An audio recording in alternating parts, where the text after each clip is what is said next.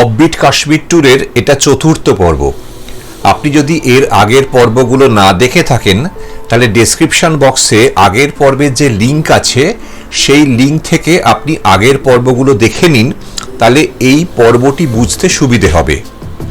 আমরা শ্রীনগর থেকে প্রথমেতে গেছিলাম লোলাব ভ্যালি, সেখান থেকে ফারকিয়ান টপ পেরিয়ে আমরা গেছিলাম কিরান ভ্যালি, সেখান থেকে আবার আমরা ক্রালপোরা দিয়ে আমরা সাধনা পাস পার হয়ে আমরা গেছিলাম টিটোয়াল, সেখান থেকে আমরা আবার চলে এসছিলাম কুপওয়ারা দিয়ে আমরা লোলাব ভ্যালিতে খান হোমস্টেতে গত রাতে ছিলাম। আজ 29শে মে 2026 সকালবেলা আমরা লোলাব ভ্যালি থেকে বেরিয়ে আমরা যাত্রা শুরু করেছি গুরেজ ভ্যালি যাব বলে। গুরেজ ভ্যালি যেতে গেলে আমাদের রাজদান পাস পেরিয়ে যেতে হবে।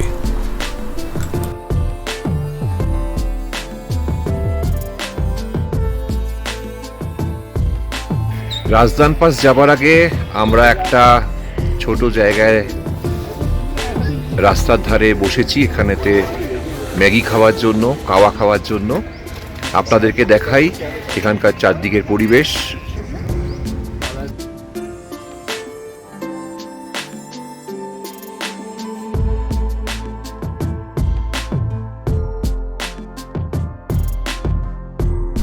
রাজদান পাস পৌঁছানোর ঠিক আগেই 11,600 ফিটে নাঙ্গা পীর বাবা সমাধি বা মাজার রয়েছে। এই নাঙ্গা পীর বাবা 1933 সালে পাকিস্তানের মুলতান থেকে আসেন এবং 1940 সালের ফেব্রুয়ারি মাসে উনি সমাধিস্থ হন। উনি জামা কাপড় পরে থাকতেন না বলে স্থানীয় লোকেরা ওনাকে নাঙ্গা বাবা বলতো, পীর বাবা বলতো, এবং উনি শুধুমাত্র দুধ বা এই ধরনের কিছু খাবার খেয়ে বেঁচেছিলেন।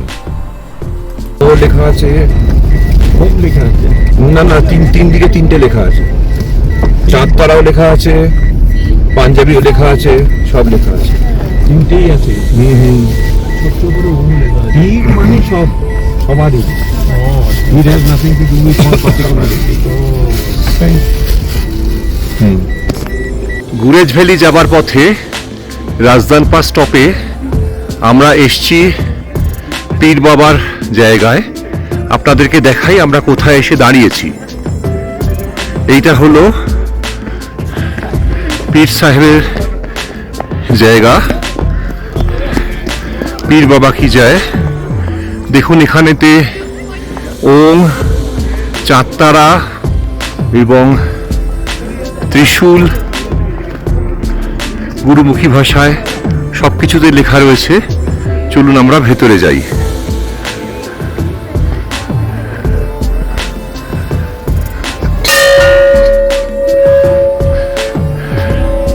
ভারতীয় মিলিটারি পীর বাবার এই সমাধিস্থল রক্ষণাবেক্ষণ করেন।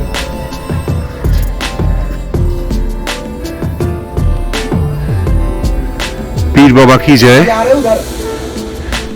চলুন আমরা পীর বাবা সমাধির দিকে ভেতরে প্রবেশ করি। 1933 সালে পাকিস্তানের মুলতান থেকে আসার পরেতে পীর বাবা এখানে থাকতেন 1940 সালের ফেব্রুয়ারি মাস অবধি। উনি জামা কাপড় পরতেন না বলে ওনাকে সবাই নাঙ্গা বাবা বা পীর বাবা বলতো, আর উনি খুবই সামান্য দুধ বা এই ধরনের তরল খাবার দাবার উনি খেতেন। 7 বছর উনি এখানেতে ছিলেন, সাধনা করেছেন। সেই থেকেই এখানেতে পীর বাবার মাজার খুবই প্রসিদ্ধ। পরবর্তীকালে ভারত স্বাধীন হবার পরেতে ভারতীয় মিলিটারি এই পীর বাবার মাজারের দায়িত্ব নেয় এবং এখনো পর্যন্ত তার রক্ষণাবেক্ষণ করে যাচ্ছে। এখানেতে আমরা যে এই পীর বাবার এখানেতে এসেছি, আমাদের বেশ ভালো লাগলো এখানেতে এসে। রাজদান পাসের পীর বাবা সমাধিস্থলে সমস্ত ধর্মের মানুষেরাই এখানে আসেন। এর আশেপাশের যে দূরের জায়গা রয়েছে কাশ্মীর ভ্যালি, সেটা জুম করে আপনাদেরকে দেখালাম। আসলে রাজদান পাস কাশ্মীর ভ্যালি এবং উত্তরে গুরেজ ভ্যালি এই দুটোর সংযোগকারী পাস বা সংযোগকারী লা। কাশ্মীরের বন্দিপুরা ডিস্ট্রিক্টে এই রাজদান পাস পড়ে। তো এই বন্দিপুরা রাজদান যে রোড দিয়ে আমরা যাচ্ছি, এখানেতে 2009 সালে একটা 19 কিলোমিটার লম্বা রাজদান টানেল হবার জন্য প্রস্তাব অপারেশন বিকন বিআরও মানে বর্ডার রোড অর্গানাইজেশনের কাছে জমা পড়ে। তারপরেতে সেই প্রস্তাব বেশ কয়েক বছর টালবাহানার পরেতে এখনো পর্যন্ত শুরু হয়নি। অনেক বছর কেটে গেছে মাঝখানেতে, কিন্তু আমরা আশা রাখব যে যেহেতু এখানেতে এই রাজদান পাশেতে পীর বাবা সমাধিস্থলে সর্বধর্মের মানুষেরা এখানে আসেন, বছরের 4-6 মাস যখন প্রবল তুষারপাত হয় তখন তো আর দর্শনার্থীরা এখানে আসতে পারেন না, তাই তারা যাতে সারা বছর ধরেই এখানে পীর বাবার সমাধিস্থলে আসতে পারেন তার জন্য রাজদান টানেল একদিন না একদিন তৈরি হবে, সেই আশাতেই আমরা রইলাম। রাস্তার ধারের এখানেতে হিমালয়ের তুষারাবৃত যে শৃঙ্গগুলো আমরা দেখতে পাচ্ছি সেটা সত্যি অনবদ্য। আমরা প্রতি বছর হিমালয়ের বিভিন্ন জায়গায় ঘুরে বেড়াই এবং এই টানেই প্রতি বছর আমরা ঘুরে বেড়াই মে বা জুন মাসে। আমাদের ডেসক্রিপশন বক্সে আমরা বিস্তারিতভাবে জানিয়েছি যে এই ট্যুর আমরা কার মাধ্যমে করেছি এবং কোথায় কোথায় আমরা থেকেছি, সেই সমস্ত হোমস্টে বা গেস্ট হাউসের ফোন নাম্বার সেগুলো আমরা দিয়েছি, যাতে আপনারা পরবর্তীকালে যদি এখানে আসতে চান তাহলে আপনাদের সেক্ষেত্রে যথেষ্ট সাহায্য হবে। তার বাইরে যদি কোনো প্রশ্ন থাকে তাহলে অতি অবশ্যই কমেন্ট বক্সে করবেন। আশা রাখবো আপনি এই চ্যানেলটা যদি আপনার ভালো লেগে থাকে তাহলে আপনি সাবস্ক্রাইব করবেন, যাতে পরবর্তী সমস্ত ধরনের ভ্রমণ ভিডিও যখন আমি পোস্ট করি যাতে আপনার কাছে নোটিফিকেশান সবসময় আগে পৌঁছে যায়। আজকের আবহাওয়া খুব মনোরম।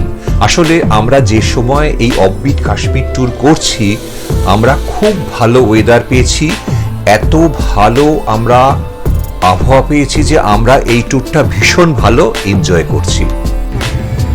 গুরেজ ভ্যালি যাবার আগে আমরা এসে পৌঁছেছি রাজদান টপ, 11,672 ফুট। আপনাদেরকে দেখাই আমরা এখন কোথায় এসে দাঁড়িয়ে। এই হচ্ছে sentinels of Gurez, Razdan pass, altitude 11,672।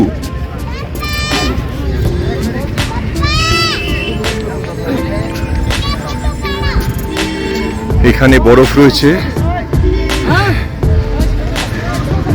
ওই দিকটাতেও পুরো বরফ রয়েছে।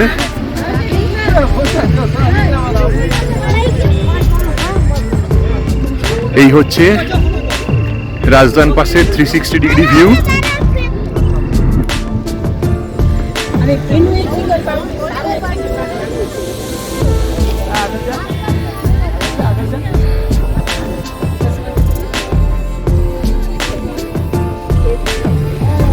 পরবর্তী ছবিতে লক্ষ্য করুন লেখা আছে গুরেজ ল্যান্ড অফ সিনাস। এই সিনারা নিজেদেরকে সম্পূর্ণ আলাদা বলে পরিচয় দেয়, এরা নিজেদের কাশ্মীরি বলে পরিচয় দেয় না এবং কাশ্মীরিদের সঙ্গে সিনাদের কোনো বিবাহ বা কোনো সম্পর্ক স্থাপন হয় না। এই গুরেজ ভ্যালির প্রধান শহর বা প্রধান গ্রাম যেটা সেটা হলো দাওয়ার, যেটা 7,874 ফিটে অবস্থিত এবং সেটা কিষানগঙ্গা নদীর ধারে অবস্থিত এবং যেখানেতে সেই বিখ্যাত হাব্বা খাতুন পিকটা রয়েছে। তবে রাজদান পাস বরফের জন্য 6 মাস বন্ধ থাকার জন্য গুরেজ এবং কাশ্মীরের মধ্যে কিন্তু যোগাযোগ বিচ্ছিন্ন থাকে। রাজদান পাস পেরিয়ে আমাদের প্রায় 3,800 ফিট নিচে নেমে আসতে হবে গুরেজ ভ্যালি পৌঁছানোর জন্য। দাওয়ার যাওয়ার পথে আমরা কিষানগঙ্গা হাইড্রো ইলেকট্রিক প্রজেক্ট দেখতে পেলাম। এটা 330 মেগাওয়াট ক্ষমতা সম্পন্ন run on the river power station. 19 মে 2018 সালে প্রধানমন্ত্রী নরেন্দ্র মোদী এটা উদ্বোধন করেন। এখানে কিষাণগঙ্গার যে জল রয়েছে গুরেজ ভ্যালিতে, সেটা 24 কিলোমিটার ভূগর্ভস্থটা সুড়ঙ্গের মাধ্যমে ঝিলাম রিভারের যে বেসিন সেইখানেতে সেটা এখান থেকে সরিয়ে নিয়ে যাওয়া হয়।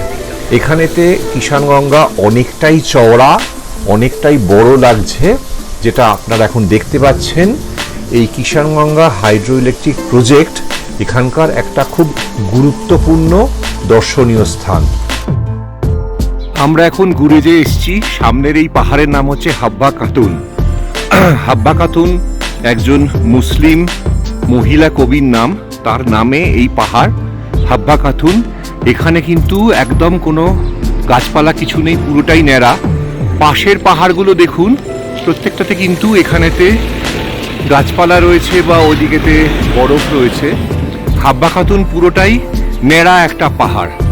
আমরা কাল গুরেজের বিভিন্ন সাইট সিইংয়ে যাব।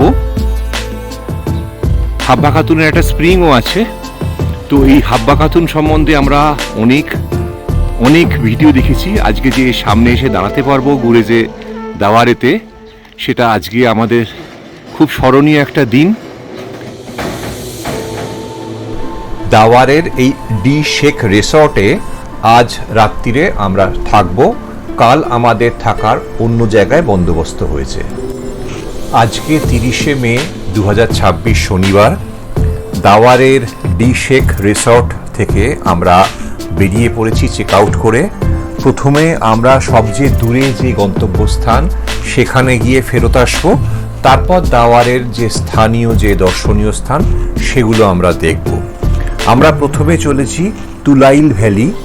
তুলাইল ভ্যালি গুরেজ ভ্যালি থেকে পূর্ব দিকে অনেকটা প্রত্যন্ত, প্রায় 47 কিলোমিটার মতো আমাদের যেতে হবে। তবে পাহাড়ি রাস্তা, বেশ কিছুটা সময় লাগবে। আর শীতকালেতে একেবারেই এগুলো বিচ্ছিন্ন থাকে তুষারপাতের জন্য। এই যে আমরা এখন তুলাইল ভ্যালি যাচ্ছি, এটার পূর্ব দিকে হচ্ছে কার্গিল দ্রাস। পশ্চিমেতে আমরা এখন যেখান থেকে যাচ্ছি গুরেজ ভ্যালি থেকে, দক্ষিণেতে হচ্ছে সিন্ধ ভ্যালি, কাশ্মীর ভ্যালি, এবং উত্তরে হচ্ছে পাকিস্তানের গিলগিট বাল্তিস্তানের অ্যাস্টর ডিস্ট্রিক্ট। এই তুলাইল ভ্যালির গড় উচ্চতা হলো 9020 ফিট। তুলাইল ভ্যালির প্রধান গ্রাম হলো বাদুগাঁও। এছাড়া এখানেতে অন্যান্য যে গ্রামগুলো যেগুলো রয়েছে সেটা হচ্ছে হুসেনগাঁও, বারুয়াব, গুজরান, আবদুলান এবং চকোয়ালি, যেটা আমরা চকোয়ালি যাব বলেই আমরা বেরিয়েছি। কাশ্মীরের গুরেজ জেলায় প্রত্যন্ত তুলাইল উপত্যকার মধ্যে এই যে আমরা গ্রামের বাড়িগুলো দেখতে পাচ্ছি, এগুলো অত্যন্ত ঐতিহ্যবাহী স্থাপত্য। এর ছাদগুলো ঢালু, অনন্য, এবং বাড়িটা তৈরি হয়েছে আনুভূমিকভাবে কাঠের লগস দিয়ে। ভারী তুষারপাত থেকে রক্ষা করার জন্য মোটা কাঠের গুঁড়িগুলো একসাথে স্তূপ করে এই বাড়িগুলো এমনভাবে তৈরি করা হয়েছে যাতে ভেতরেতে ঠান্ডা প্রবেশ করতে না পারে। আর ছাদটা এমনভাবে নকশা করা হয়েছে যাতে বরফটা সহজেই গড়িয়ে পড়তে পারে। কিষাণগঙ্গার তীরবর্তী আঙ্গাইকোট, চাকোয়ালি বা হুসেনগাঁও আমরা এখন যেখানে দাঁড়িয়ে আছি, এই প্রত্যন্ত গ্রামগুলিতে এই ধরনের বাড়ি দেখতে পাওয়া যায়। কেননা বছরের 4 থেকে 6 মাস এখানতে প্রবল তুষারপাত হয় এবং কাশ্মীরের অন্যান্য প্রান্তের সঙ্গে এর সংযোগ সম্পূর্ণ বিচ্ছিন্ন হয়ে যায়। তাই এই বাড়িগুলো এমনভাবে তৈরি করা হয়েছে যাতে এখানে স্থানীয় বাসিন্দারা প্রত্যন্ত গ্রামের মধ্যে সেই শীতকালেতেও থাকতে পারেন, অন্য কোথাও যাবার দরকার পড়ে না। সকাল থেকে আমরা যখন এলাম এতটা দূর, মানে প্রায় 2.5 ঘন্টার রাস্তায় আমরা যতটা রাস্তা এসেছি, রাস্তা খুবই ভালো ছিল, কোথাও কোনো অসুবিধে হয়নি।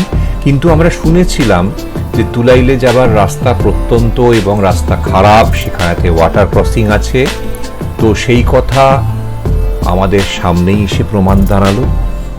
এই যে সামনের ওয়াটার ক্রসিং, আমাদের ড্রাইভার গাড়ি থেকে আমাদের সবাইকে নামিয়ে দিয়ে বলল যে সে একা রাস্তা, এই যে ওয়াটার ক্রসিংটা সেটা একা গাড়ি নিয়ে পার হবে। তারপর খানিক বাদে মত বদলে সে যখন দেখলো যে জল অনেকটা রয়েছে, তখন সে কিছুতেই রাজি হলো না যে এখান থেকে ওই পারেতে চলে যাওয়ার জন্য। অনেক গাড়ি আসছে যাচ্ছে, সব কিছু করছে, ছোট গাড়িও যাচ্ছে আসছে, কিন্তু সে কিছুতেই রাজি হলো না যে এইখানেতে এই ওয়াটার ক্রসিংটা পেরিয়ে যেতে। তাই আজকে আমাদের চকোয়ালি যাওয়া হলো না। গুরেজ ভ্যালির দাওয়ারে আমরা এখন এসেছি হাব্বা খাতুন স্প্রিংয়ে। আপনাদেরকে দেখাই যে কিষানগঙ্গা নদীতে হাব্বা খাতুন স্প্রিংটা গিয়ে মিশছে, সেই জায়গাটা আপনারা দেখুন। এইখান থেকে স্প্রিংটা বেরোচ্ছে, বেরিয়ে এইখান দিয়ে যাচ্ছে, গিয়ে এইখানেতে কিষানগঙ্গায় মিশে যাচ্ছে।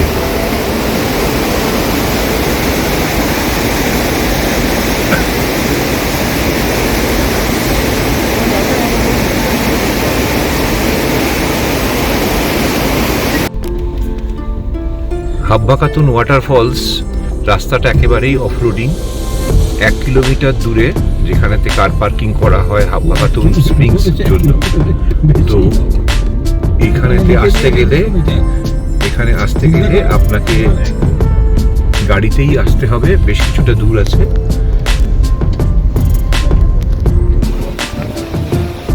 আমাদের 7 দিনের অফবিট কাশ্মীর ট্যুর আজকেই শেষ হবে। 24 তারিখ থেকে 30 তারিখ অবধি আমরা কিষানগঙ্গার পার্শ্ববর্তী বহু ভ্যালি ঘুরে দেখলাম। তবে সবচেয়ে যদি ভালো লাগে, তবে যখন প্রথম কেরান ভ্যালিতে গিয়ে আমি পিওকে সামনে দাঁড়ালাম, কিষানগঙ্গার সামনে দাঁড়ালাম, সেই মুহূর্তটা সবচেয়ে স্মরণীয়। তারপর হাব্বা খাতুন পিক দেখে আমরা অভিভূত। অসাধারণ একটা অভিজ্ঞতা। কোনো মহিলা কবির নামে এইভাবেতে কোনো পাহাড় চূড়া নামাঙ্কিত হতে পারে সেটা অনেকেই হয়তো জানেন না। এবং তারপর যদি সবচেয়ে বেশি ভালো লেগে থাকে সেটা হচ্ছে গুরেজ থেকে তুলাইল ভ্যালির যে যাত্রা। এই রাস্তাটা এত ভালো, আপনারা অতি অবশ্যই তুলাইল ভ্যালি ভিজিট করবেন অফবিট কাশ্মীর ট্যুরে আসলে।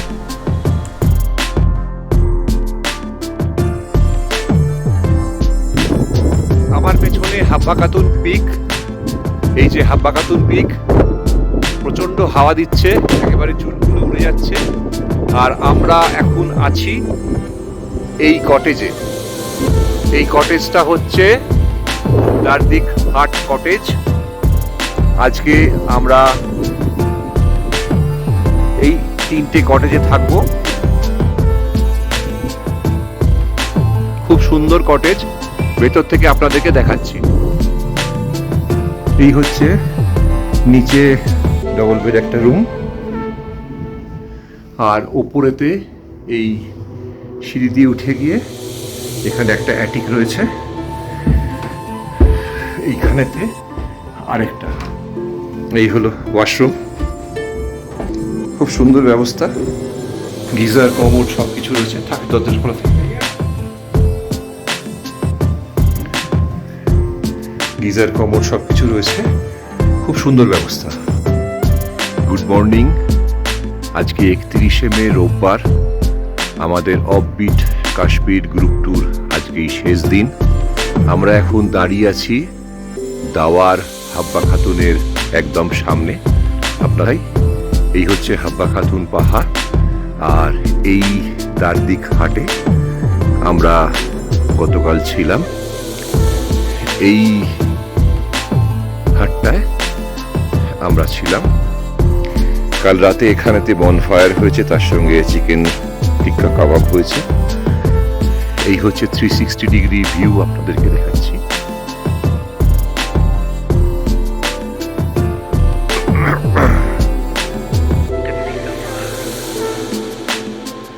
আরো অনেকগুলো হাট রয়েছে। আপনারা যখন এখানে আসতে চাইবেন তখন ডেসক্রিপশন বক্সে আমি এখানের এই দার্দিক হাটের যে মালিক মিস্টার দানিশ, ওর ডিটেলস দিয়ে রেখেছি। আপনারা সরাসরি যোগাযোগ করতে পারেন। এবং শুধু এখানে নয়, গুরেজ, তুলাইল, লোলাব, কেরান, টিটওয়াল, বাঙ্গাস ভ্যালি, কুপওয়াড়া, যতগুলো অফবিট আছে সবকটা জায়গাতেই আপনি ঘুরতে পারবেন 7-8 দিনের ট্যুর প্ল্যান করে। এটাই হলো কিন্তু অরিজিনাল কাশ্মীরের, জান্নাতে কাশ্মীরের প্রাকৃতিক সৌন্দর্য। শুধুমাত্র সোনমার্গ, গুলমার্গ বা পেহেলগাঁওটাই কিন্তু কাশ্মীর ভ্রমণ সম্পূর্ণ করে না। এই হলো গিয়ে কিষানগঙ্গা, যেটা এই অফবিট কাশ্মীর ট্যুরের প্রধান নদী। আমরা কিষানগঙ্গারই বিভিন্ন তীরবর্তী জায়গাগুলো আমরা ঘুরে এসেছি।